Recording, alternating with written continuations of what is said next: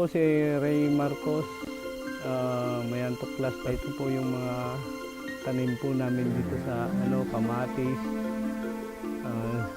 sili, at saka talong, malunggay. Tapos meron pa pong organic chicken at saka baboy. Organic din po, native. Sa ngayon po, ang mga tanim naming mga sili, kamatis at saka talong ay balak naming pagsama-samahin, ibenta sa market na sabay-sabay.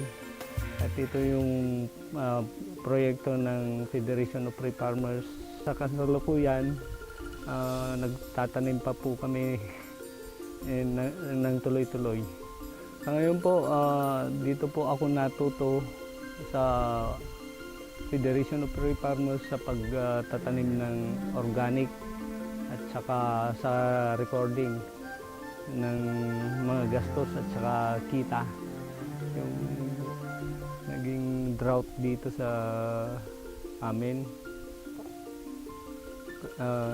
yung El Nino nung nakaraang taon, kaya lang ang nasolusyonan na po kasi binigyan na po kami ng water pump, kaya nakapagtatanim na po kami dito sa Mayantok, lalo na dito sa farm namin dito sa Sitio Makapagpag.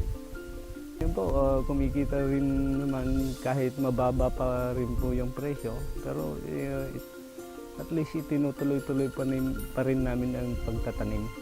Salamat po sa Federation of Free Farmers sa lahat ng tulong ninyo sa amin, sa trainings and seminars na ibinigay nyo sa amin at sa mga inputs na binigay nyo po sa amin. Thank you. Natin to.